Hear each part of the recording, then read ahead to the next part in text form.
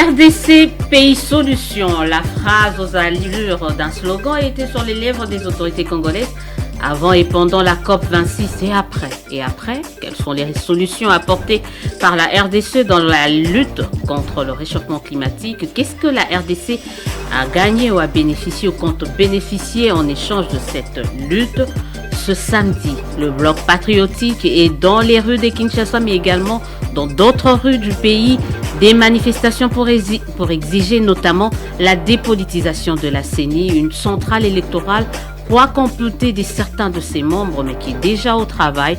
Alors, cette marche n'intervient-elle pas un peu en retard? À quelques semaines de festivités des fins d'année, les produits de première nécessité n'ont toujours pas baissé. D'ailleurs, baisseront-ils un jour? Comment juger l'actuelle politique du gouvernement des Warriors en matière de social?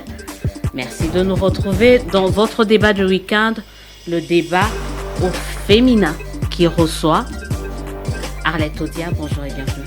Bonjour, merci Madame Élisée. C'est vrai, certains diront encore elle.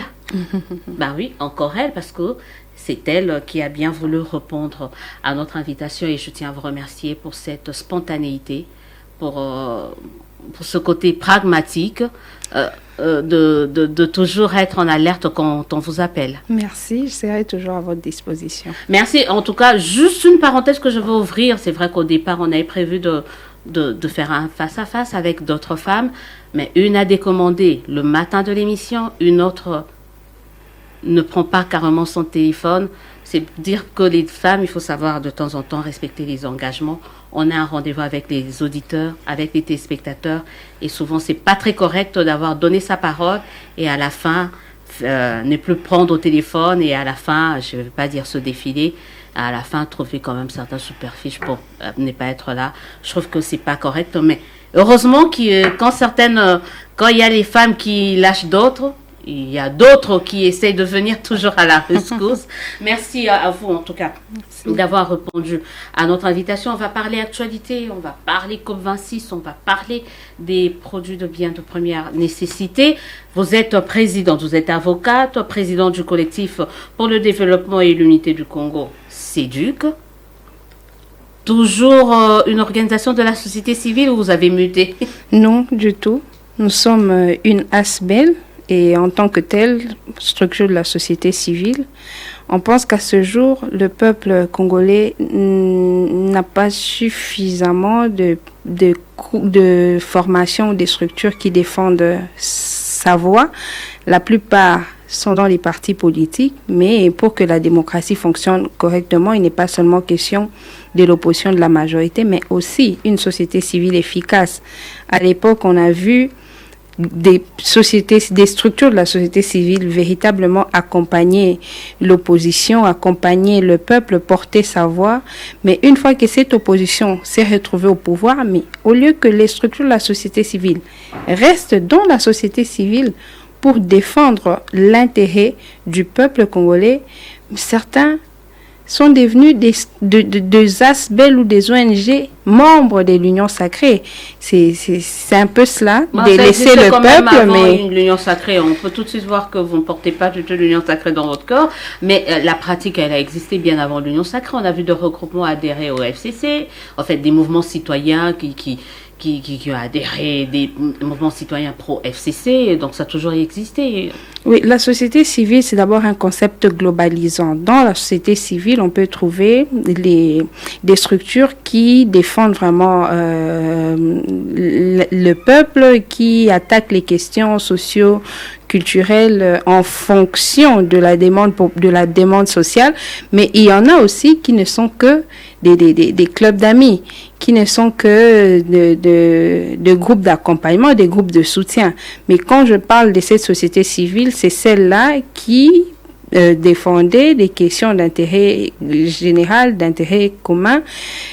À force de prendre cette coloration politique, voilà que ça donne l'impression que ceux qui sont restés totalement dans la société civile serrés contre le pouvoir en place ou les régimes en place. Non, nous ne sommes qu'en train de porter la voix du peuple convenablement. On a vu certains, je crois que c'est une question que j'ai déjà eu à vous poser, mais je vous la repose encore. On a vu des structures de la société civile, des mouvements citoyens devenir des partis politiques. Vous y pensez quand même? Non, je ne pense pas que un mouvement de la société civile peut devenir un parti politique. Je pense par contre que lorsque ces personnes veulent maintenant participer à la vie nationale comme étant parti politique, ben, ils dissolvent la structure de départ et ils en créent une autre. Donc une mutation, je veux dire. Oui, mais tout dépend maintenant de la charge que le peuple qui se reconnaît en eux veut leur faire porter. C'est de tout ça qu'il s'agit. Tel que les CEDUC, nous sommes là en train d'évoluer en tant que structure de la société civile. Il peut arriver à un moment que les peuples qui s'identifient en nous pensent que les animateurs de ces structures feraient mieux d'être plutôt au sein des institutions ou d'être dans l'opposition. Eh bien, nous répondrons toujours à l'appel du peuple. Alors, le peuple, il y a les auditeurs de Top Congo, deux fois, le terme peuple, c'est tellement générique que tout le monde s'accapare de ce terme. Le peuple. Du coup, on n'arrive plus à savoir de quel peuple vous parlez.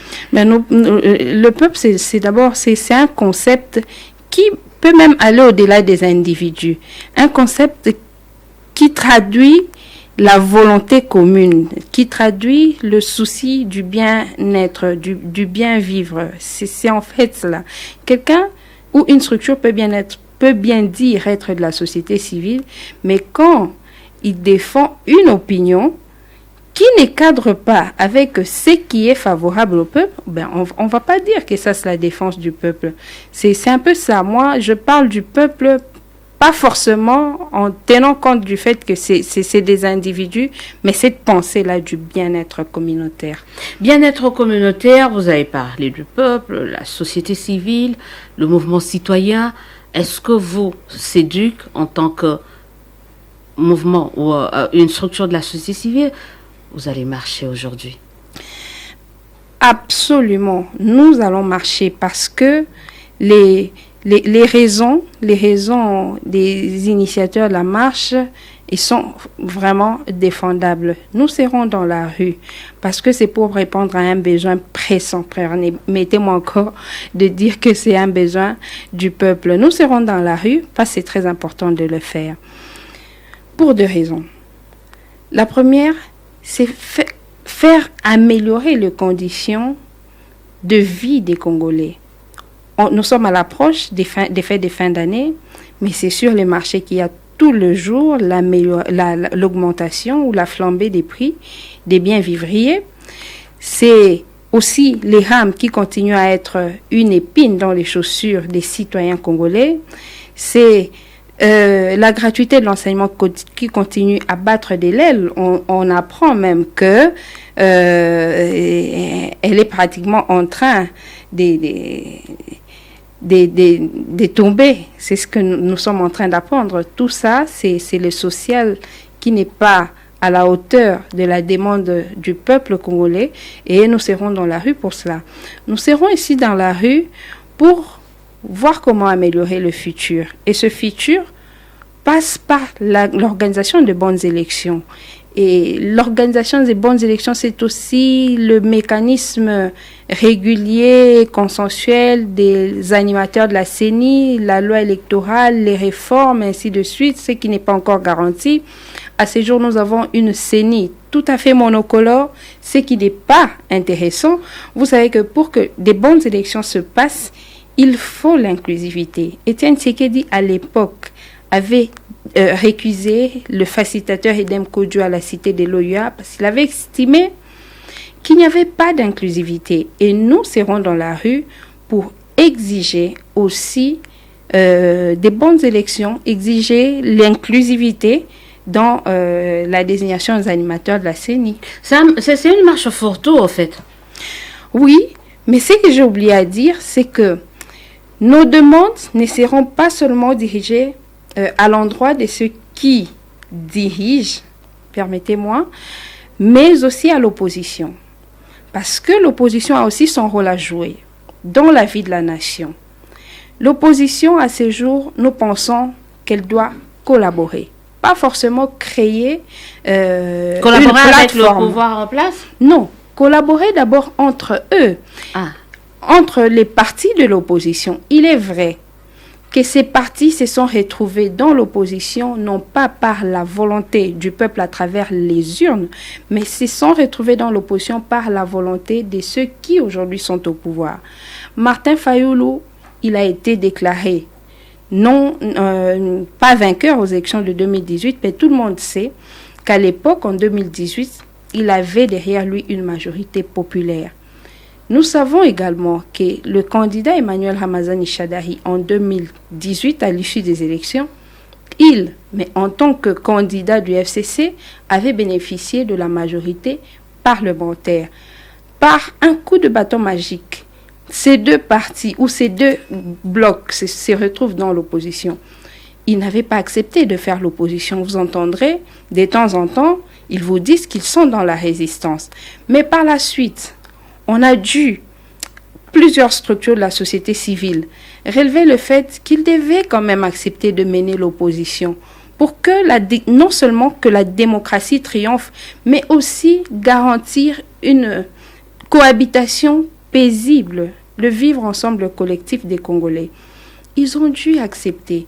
À ce jour, ils s'affichent de plus en plus comme étant des partis de l'opposition. Et nous demandons qu'ils collaborent, qu'ils acceptent de se soutenir.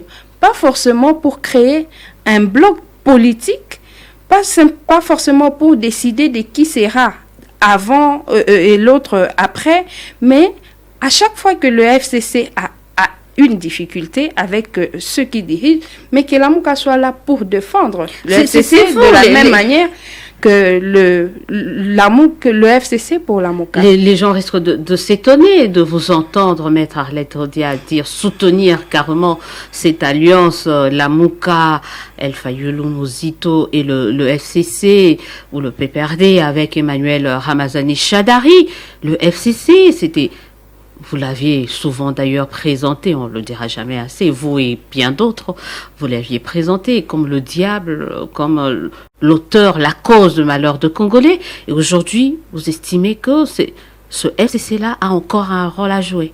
Vous faites bien de poser cette question. Et pour nous, nous voulons impulser une autre façon de faire la politique, de défendre l'intérêt général, c'est de tourner des actions doivent être dirigées contre une façon de gouverner, contre des idées et non contre des individus.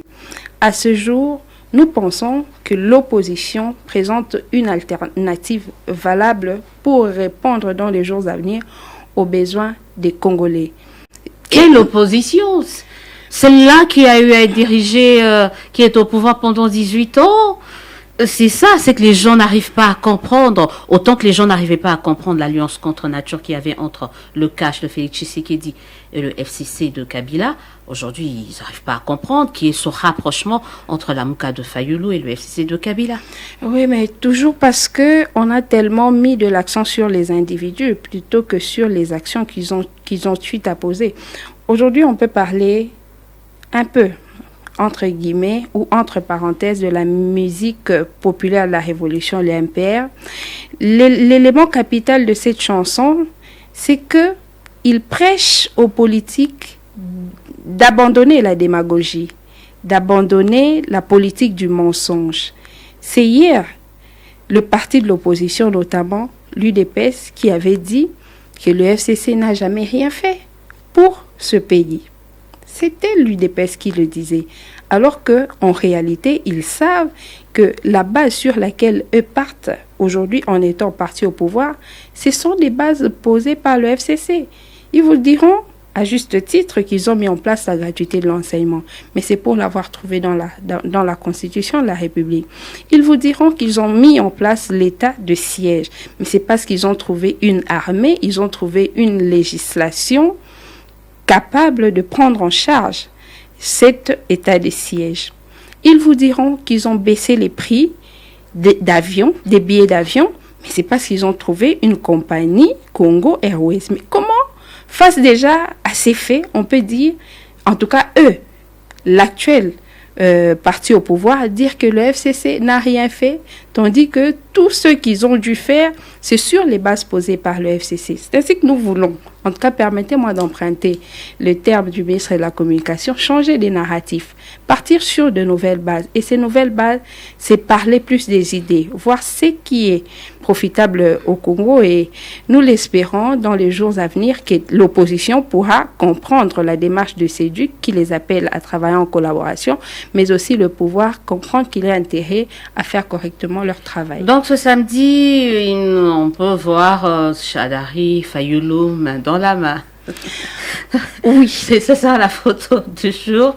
Donc Fayulu, Ramazani, on va faire comme si de rien n'était, on va marcher. Mais de rien n'a jamais été. Ce sont les idées qui ont été mises dans la tête des gens. Et au fur et à mesure que nous partons, les gens comprennent que c'était des chimères, que nous sommes en train vraiment maintenant de prendre une bonne tournure. Je pense que finalement, il fallait que l'UDPS arrive au pouvoir pour que la politique s'améliore. On a aujourd'hui une opposition qui ne fait pas comme l'UDPS. Comment ? D'abord, il ne procède pas par des mensonges. Vous verrez des partis politiques... Des accusations gratuites quand même assez fortes. L'UDPS, mentir, sur quoi ? La démagogie. Mais surtout, je viens d'évoquer ici le fait qu'il vous a dit que Kabila n'a jamais rien fait pour ce pays. Je ne vais pas parler de Kabila, sinon je tomberai au piège de ceux qui veulent que l'on parle des individus. Le FCC, précédé par l'AMP et le MP, a dû faire. C'est sur quoi l'UDPS est en train de partir aujourd'hui. Et au-delà de ça, vous verrez que l'UDPS a une vision minimaliste. Le parti au pouvoir aujourd'hui, une vision très minimaliste de la vie politique. Déjà qu'ils vous disent à tout moment que ils savent pas faire des grandes réalisations, étant donné qu'ils ont trouvé un trou profond d'autour des 60 ans. Mais c'est pas du tout ça. Kabila, le père, il a fait pratiquement 3 ans. Il est parti. Jusqu'à ce jour, on continue à utiliser le franc congolais. Donc, la réalisation de Mouzé Kabila, elle était globalisante. Elle a touché les Congolais de tous coins. C'est tout citoyen congolais qui utilise le billet du franc congolais. Il a laissé le service national qui est capable de nourrir l'ensemble du pays. Joseph Kabila, à son tour, il a laissé une constitution, et cette constitution qui est utilisée par tous les Congolais, qui peuvent être, dont tous les citoyens congolais bénéficient. Mais quand vous allez me parler de la gratuité de l'enseignement, c'est une décision salutaire, ça c'est vrai.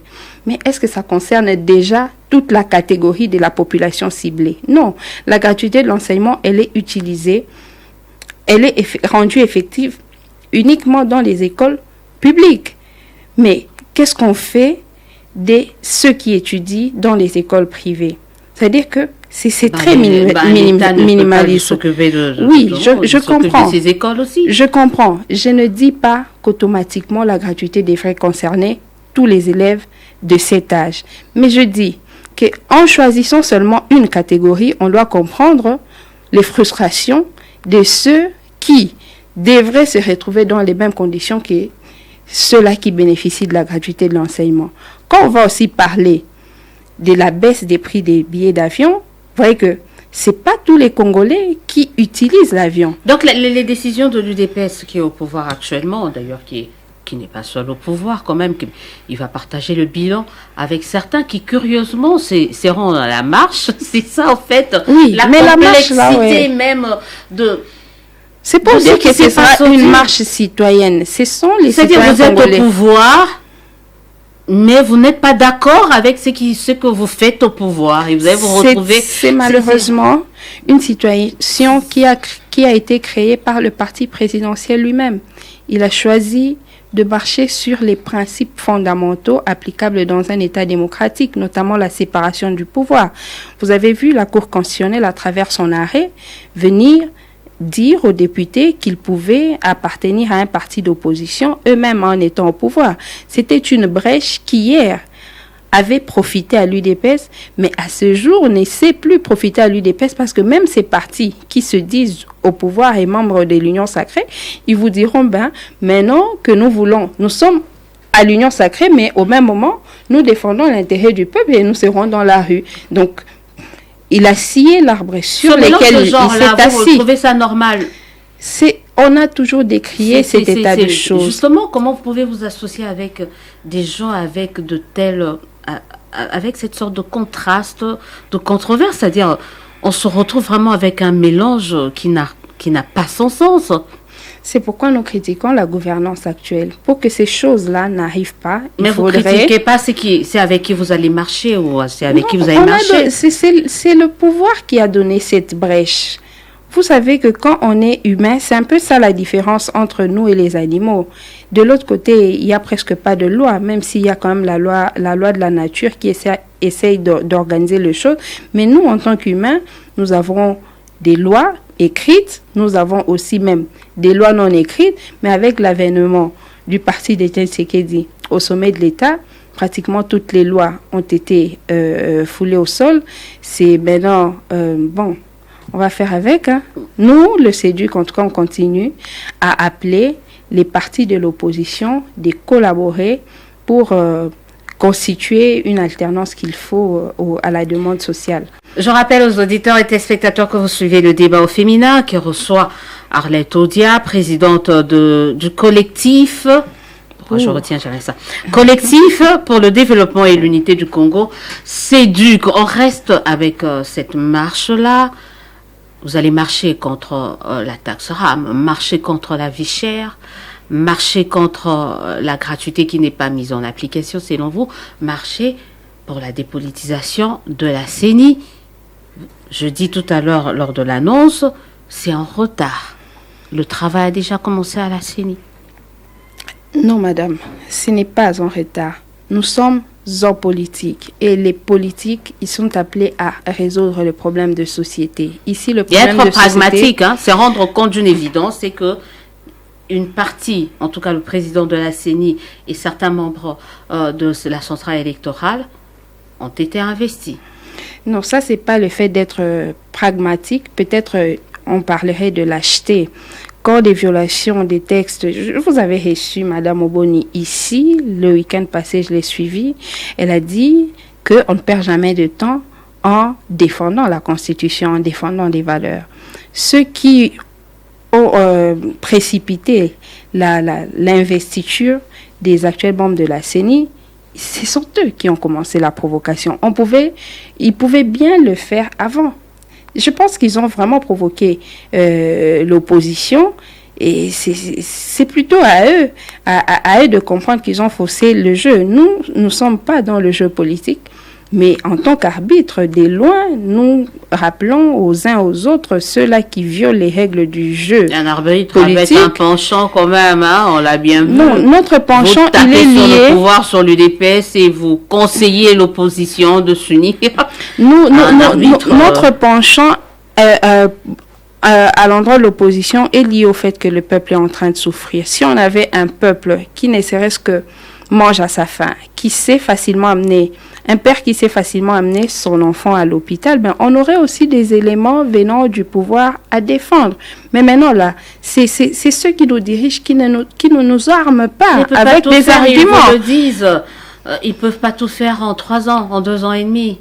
Mais nous avons dit que Mosée a fait quelque chose pendant la même durée. Nous voulons mais il n'a pas donné à manger à tout le monde.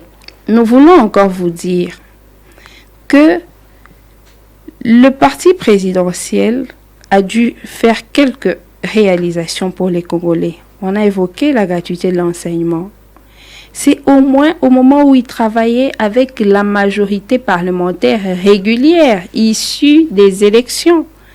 Mais non, depuis que cette alliance a été résiliée, c'est catastrophique. Jusqu'à ce jour, vous nous direz, c'est que réellement, le gouvernement a réalisé pour le peuple congolais. Je pense que si on doit être honnête, on dira qu'il y a encore beaucoup à faire.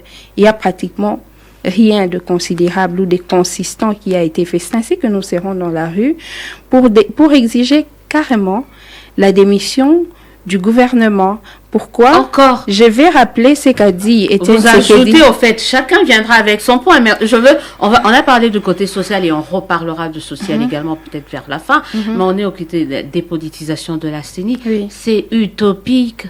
Comment on peut dépolitiser la CENI? Tant qu'il y aura la CENI, il y aura toujours une mise politique sur cette CENI. Oui. Cette question, elle vaut son pesant d'or. Mais non, nous répondons comme ça. Le concept politique, en soi, il a plusieurs définitions. Et poser cette question, c'est comme si on ne donnait à ce concept qui est l'unique définition, celle des acteurs politiques. Quand vous parlez de politique, ça va aussi avec le substantif partisan. Et quand on dit non à la CENI politisée, nous voyons le contenu que nous donnons à ce concept politisé, c'est l'aspect de partisan. La CENI que nous avons là, madame, qu'on le dise ou qu'on le taise, c'est une CENI monocolore. C'est une CENI monocolore, ce n'est pas normal. Ça ne s'est jamais passé nulle part au monde. La CENI, c'est une structure qui doit être portée par l'ensemble de la classe politique, l'ensemble des forces sociales du pays. Ça donne plus de crédibilité au travail de cette CENI. Ça présage de l'apaisement à l'issue du processus.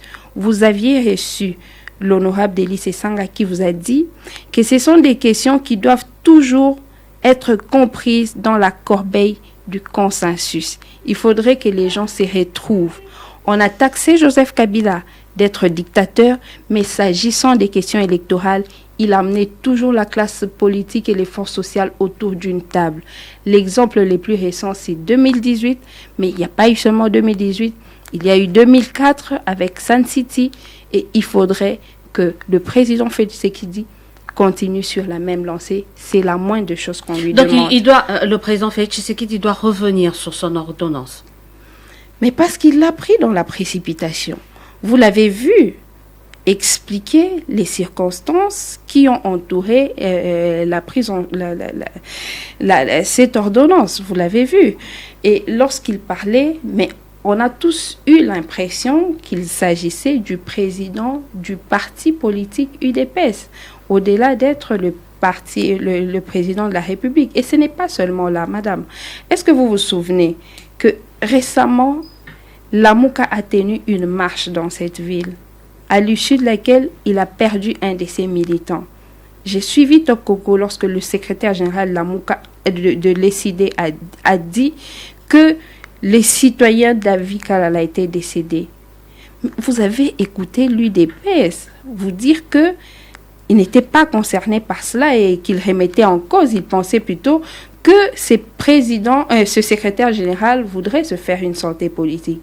On n'a même pas écouté un communiqué officiel du gouvernement pour décrier ce cas et promettre des enquêtes. Mais lorsque un autre Congolais est cogné pratiquement à la rentrée, à l'accueil du président de la République, vous avez vu le chef de l'État aller en personne avec le secrétaire général de l'UDPS rendre visite à ce citoyen. Mais ce Davin Kalala de le décider, au-delà d'être membre de ce parti politique, c'est un citoyen congolais. J'évoque ce cas pourquoi?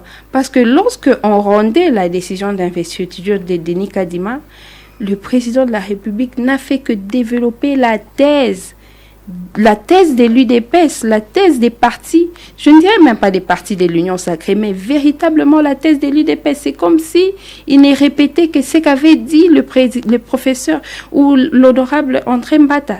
C'est ce qui est regrettable. Mais nous pensons qu'il n'est jamais tard pour bien faire. Et c'est pour cette raison que nous serons dans la rue pour demander une CENI qui soit à la hauteur des enjeux politiques. Par là, on doit préciser que nous ne sommes pas contre les individus. Je l'ai dit, de mon introduction, nous sommes plutôt contre les processus qui amenaient ces individus à la tête de la CENI. Vous serez dans la rue en attendant, Denis Kadima, lui, sera dans ses bureaux, certainement de boulevard. Ce qui n'est pas normal déjà. Le 30 juin, en tout cas, il a eu une intense activité diplomatique, oui. Cette semaine qui s'achève. Dans le cadre de cette émission, on a lancé une rubrique qu'on a écrit Instant F. Cet instant, un moment où on revient sur les différents sujets liés aux activités des femmes d'ici et d'ailleurs.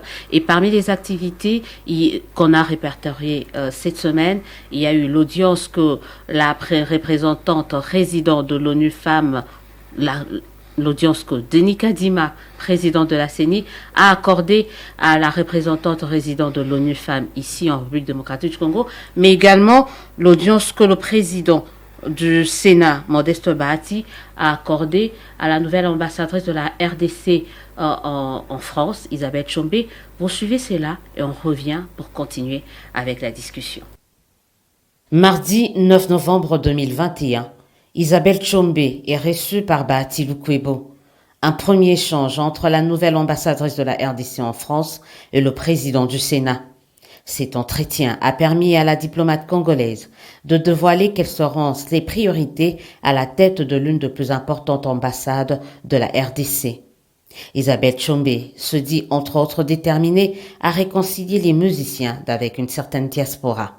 On ne peut pas faire d'amalgame. La majorité des Congolais apprécient les musiciens, mais il y a un certain nombre qui font énormément de bruit et qui empêchent au fond les autres de se produire et empêchent nos ambassadeurs, je veux dire nos ambassadeurs culturels, de se produire à l'étranger.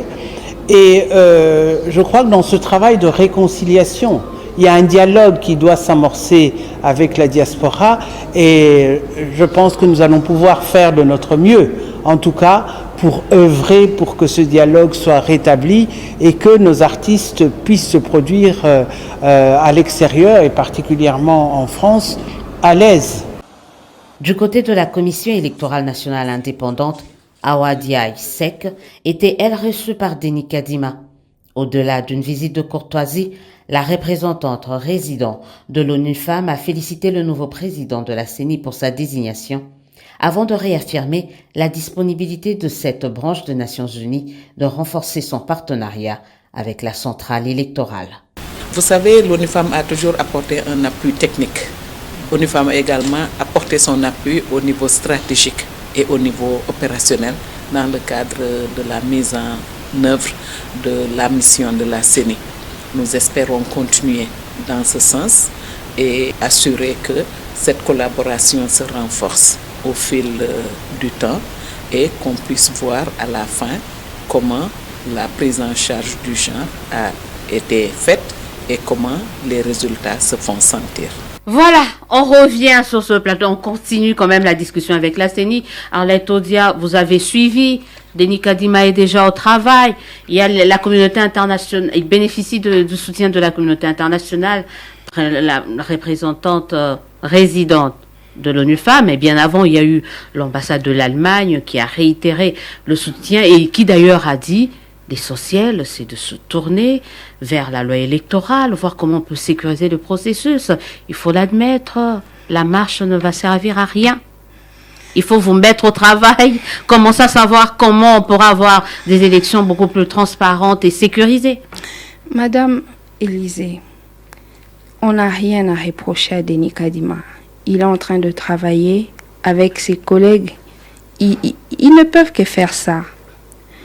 Le jour où il apprendra, comme il a appris, l'annonce de son investiture, de son entérinement d'abord, ensuite son investiture, il apprendra également qu'il y a eu une autre ordonnance pour désignant une autre équipe de la CENI. Il partira et un autre viendra. Là n'est pas de problème. Qu'est-ce qui vous rassure que l'autre qui viendra sera mieux que Denis Kadima? Il n'est pas question d'être mieux.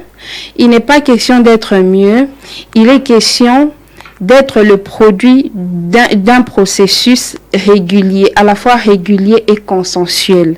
Denis Kadima, malheureusement, en dépit de tout ce que vous venez de citer, n'est-ce pas, comme ses atouts, même l'Église catholique a reconnu, il est le produit d'une procédure irrégulière et non consensuelle. C'est ça la difficulté. Et ne sont que véritables, mais les véritables, n'est-ce pas, il y a un bureau exécutif un secrétariat exécutif qui s'occupe des questions techniques. Mais qui actuellement est piloté par Osama Londa. Oui, c'est ça. Ça ne vous gêne pas, en tout cas, autrement. Non, on doit, à chaque tribune, à chaque débat, on doit accorder une tribune particulière. Ici, nous parlons de Denis Kadima. Je voudrais revenir sur les faits que ce n'est pas lui le problème. C'est la procédure qu'il a portée à la tête de la CENI. On ne peut même pas comprendre, madame, comment vous expliquez le fait que pour une CENI qui doit être constituée de 15 membres, qu'il y ait 12 sur les 15 qui commencent même le travail en l'absence de l'opposition. On gagne le temps, on refuse le glissement, madame. Non, il faut à la fois gagner le temps. Oui, il y aura le glissement, il faut respecter le délai constitutionnel. Il gagne le temps. Il faut à la fois gagner le temps et bien faire les choses. On ne va pas renier même notre propre existence qui nous a amenés à faire voter toutes les lois de la République. Quand ces lois sont mises de côté, madame, on n'a pas de raison d'applaudir parce qu'il faut courir. Même si on doit courir, mais qu'on court dans la bonne direction, qu'on donne des fondamentaux à la République. S'agissant des élections, il y a des gens qui ont donné de leur vie pour la tenue des bonnes élections. Pour la tenue des bonnes élections. Les gens meurent. Et les échanges ou les échauffourées qui viennent après les élections, généralement, on ne les prévoit pas. Mais c'est les mécontentements des citoyens. Vous savez, avant d'aller aux élections, chaque candidat et les peuples peuvent déjà savoir que tel pourrait être l'élu, le futur président de la République. Ils peuvent accepter finalement d'aller aux élections. Mais au moment de la prononciation, de l'annonce des résultats, qu'il y a de mécontentement et les uns commencent à se dire, mais si notre candidat n'a pas gagné les élections, c'est parce qu'il y a eu tricherie. Et c'est là qu'il y a des troubles. On a perdu Igo Tanzambi dans ce pays, pour ne citer que lui. Dans d'autres pays, il y a le président Laurent Gbagbo qui s'est retrouvé à la CPI à cause des troubles post-électoraux. Il y en a des cas et des cas sont légion.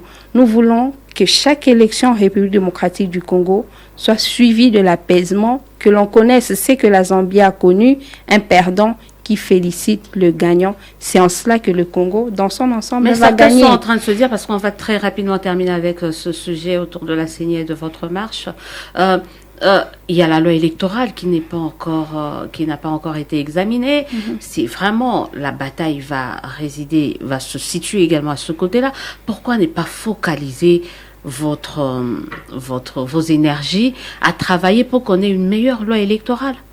Déjà, nous, en tant que société civile, logiquement, on ne dit pas qu'on sera parti à ces élections. Nous accompagnons les politiques, autant l'opposition que la majorité. Ils doivent mettre en place, ils doivent mettre en place à la fois une CENI et une loi électorale qui va garantir l'apaisement à l'issue du processus électoral. C'est ça l'intérêt de notre démarche. Maintenant, j'ai entendu, on a lu par exemple le communiqué du président du MLC pour dire qu'il faut plutôt se focaliser sur ce qui est beaucoup plus important et que l'effet d'avoir un membre ou un président de la CENI, ça ne garantit pas le succès aux élections. Oui, on comprend cette opinion, à laquelle on peut aussi ajouter la pensée de Vital Kamerhe autrefois qui parlait de Corneille Nangaa, qui appelait l'opposition plurielle à ne pas se focaliser sur Corneille Nangaa plutôt, de faire comme vous dites, de prendre des dispositions de sorte que les élections se passent dans les bonnes conditions. Mais les conditions d'hier ne sont pas celles d'aujourd'hui. Ici, il y a beaucoup de failles. dans la désignation d'acteurs membres de la CENI. Il y a eu les musellements de la société civile. La loi organique qui dit, à l'article 10, qu'il faudrait avoir 15 membres. Ça veut dire que toutes les composantes, l'opposition et la majorité, devraient chacun envoyer le nombre qui lui est reconnu par la loi. Mais l'honorable Mbata a dit sur votre plateau qu'il avait reçu 62 candidatures. Comment est-il allé jusqu'à recevoir 62 candidatures? Et c'est sur quelle base qu'il a dû écarter certaines candidatures pour retenir d'autres? C'est sur base de quoi? Ça obéit à quelle logique? C'est ce qui nous dit que le processus de désignation était à la fois irrégulier et illégal, d'une part, et d'autre part, ceux qui sont maintenant à la tête de la CENI, comprenez que la faute est partie d'ailleurs pas du camp de l'opposition, ni moins de la société civile. Voilà, vous avez suivi cet instant F, instant femme. Il y a eu Awa Dia Issek, la présidente ou résidente de l'ONU Femmes, mais la représentante résidente de l'ONU Femmes. Mais il y a eu également Isabelle Tchombe, nouvellement nommée comme ambassadrice de la RDC en France, reçue par le président Bahati. C'est important au moment où vous avez parlé de l'NPR, de la musique. On a vu tout ce qu'il y a eu comme tollé autour de la censure de cette chanson. Aujourd'hui, elle a décidé, par exemple, de faire partie, comme parmi ses priorités, de réconcilier les musiciens congolais avec une certaine diaspora. Comme on le sait, les musiciens congolais, en tout cas la plupart, ceux qu'on connaît, ne peuvent plus prester en Europe. Vous pensez qu'elle peut y arriver? D'abord, je dois dire que les intentions sont bonnes. Nous saluons sa nomination ainsi que son programme tel qu'elle l'a présenté. Non, là, j'ai une petite partie de son programme aussi, un pan. Ici, il est question de la prise en charge des frustrations. Ceux-là qui sont à l'étranger n'empêchent pas nos musiciens, tout simplement par le plaisir de le faire. On n'est pas ici en train de dire qu'ils font bien d'empêcher aux musiciens de se produire. Mais un gouvernement sérieux, un État sérieux, face à ces genres de problèmes, il réunit les Congolais concernés par ce dossier pour prendre en charge les frustrations, pour échanger, discuter et tomber sur des pistes de solutions. Mais il y a un peu la méchanceté qui ont dedans, parce que le musicien, il a fait quoi? Il là où le gouvernement vous gagnez quoi a échoué, de prester? Là où le gouvernement a échoué, pensez-vous qu'un ambassadeur peut réussir? Moi, je suis dubitative, même si je dis que c'est possible, mais avoir la difficulté, il y a des raisons d'être pas pessimiste, mais vraiment réaliste. Le plus important ici, les musiciens sont en train de souffrir, même cette diaspora est en train de souffrir. On ne va pas dire qu'ils ne sont pas en manque de ce côté culturel de notre pays, mais il faudrait rencontrer ces Congolais, écouter leurs frustrations, les prendre en charge. On va facilement résoudre la question. L'écoute, ce serait largement suffisant, hein. Les autres sont tellement radicaux qu'on se dit ils veulent autre chose que... Nous avons écouté nos compatriotes de la diaspora sur leurs revendications. Ils exigent pratiquement ce que les Congolais au pays exigent également: l'amélioration des conditions de vie des Congolais, la bonne gouvernance, une CENI qui soit inclusive, consensuelle et un processus électoral inclusif.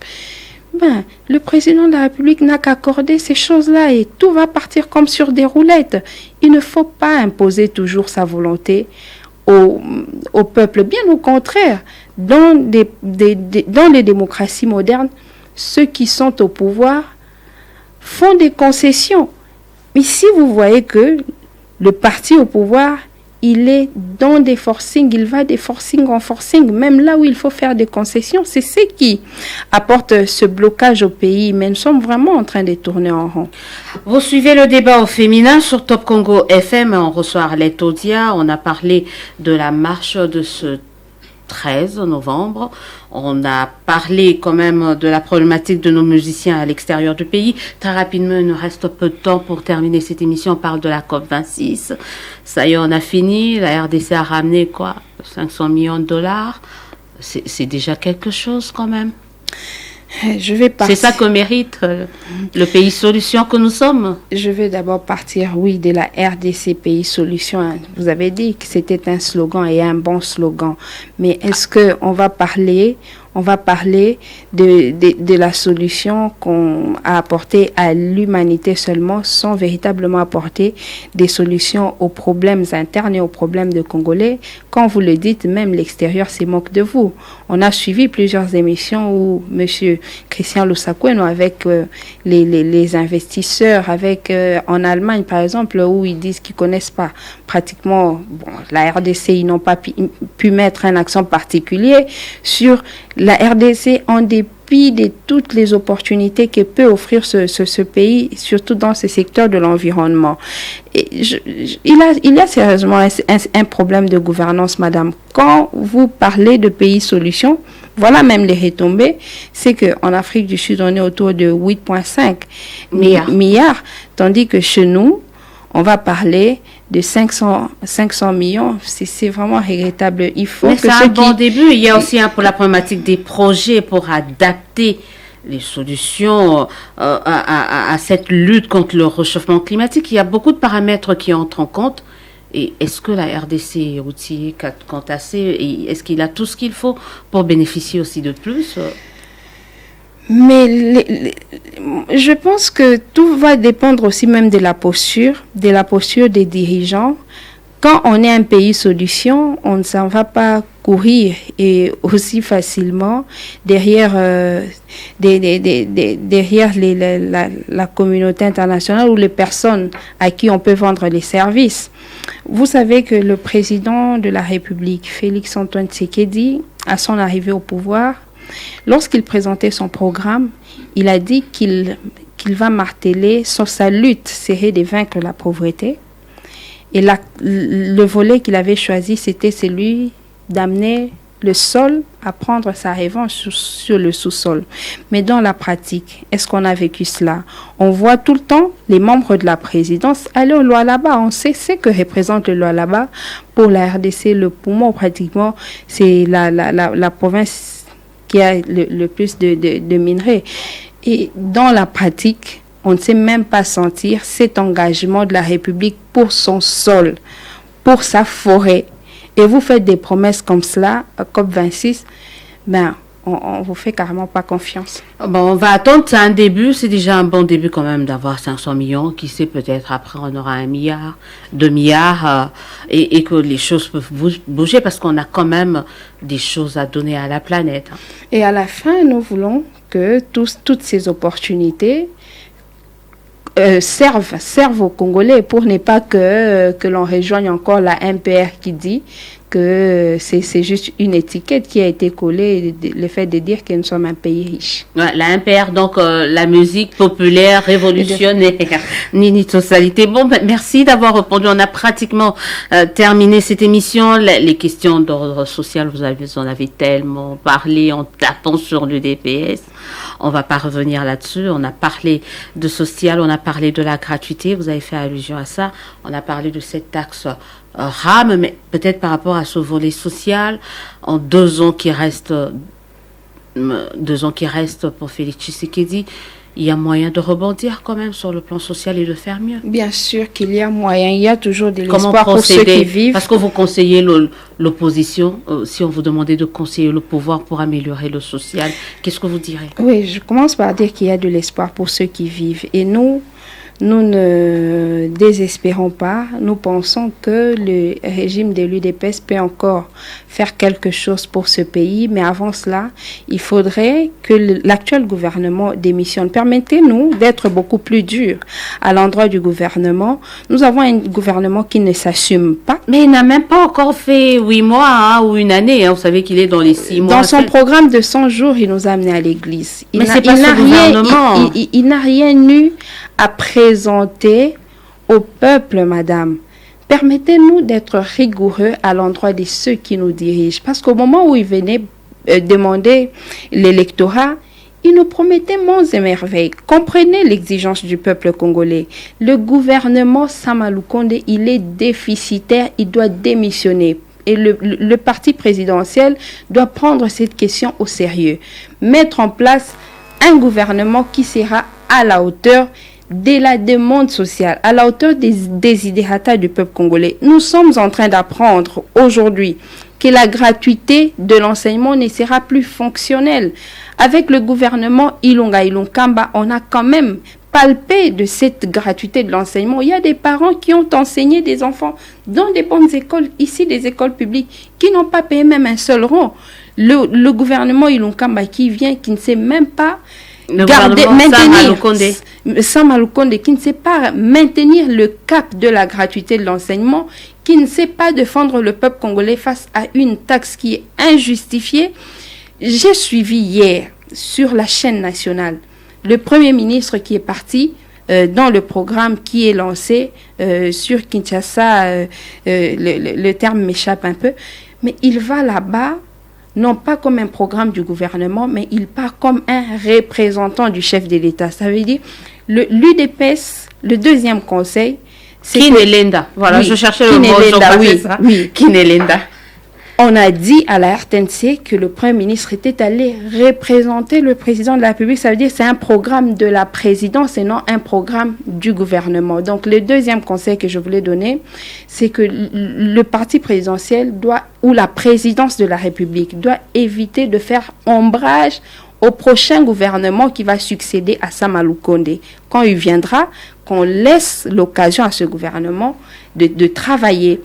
En conclusion, madame, j'étais en train de vous dire, mais très rapidement, j'étais en train de vous dire pourquoi nous demandons la démission du gouvernement Sama Lukonde. C'est justement par rapport à ce que disait Tshisekedi à l'époque, qu'un gouvernement a pour mission, premièrement, de faire respecter les lois de la République, deuxièmement, d'améliorer les conditions sociales des populations. Par rapport au respect de la République, on sait comment le RAM a fait irruption dans la vie des Congolais sans respecter les minimums des principes fondamentaux. Et le social qui se dégrade de jour au jour, il y a toutes les raisons pour la démission du gouvernement Sama Lukonde. Merci beaucoup Arlette Odia d'avoir répondu à notre invitation. Merci à vous, chers auditeurs et téléspectateurs. On espère que la semaine prochaine, on reviendra sur le format où il y aura un co-débatteur, une co-débattrice en face de notre. Mais en tout cas, je tiens à remercier particulièrement, spécifiquement, Maître Arlette Odia pour votre disponibilité. On va continuer cette émission avec les femmes qui veulent bien nous accompagner. On va accompagner les femmes qui veulent nous accompagner. En tout cas, cette émission, c'est pour les femmes hein, de tous les horizons, de tous bords. C'est pour donner la parole, redonner la voix, une certaine voix à la femme, surtout congolaise. Merci à Alain Bongo Pascal qui a piloté la réalisation de cette émission. Merci à Patrick Mungongo, Dani Zayoubi. Merci donc à la Dream Team qui m'a tenu compagnie. On s'est dit au revoir, à très très bientôt. Surtout, n'oubliez pas, le débat féminin n'a rien de sexiste, mais ça se passe toujours entre femmes. À très très bientôt.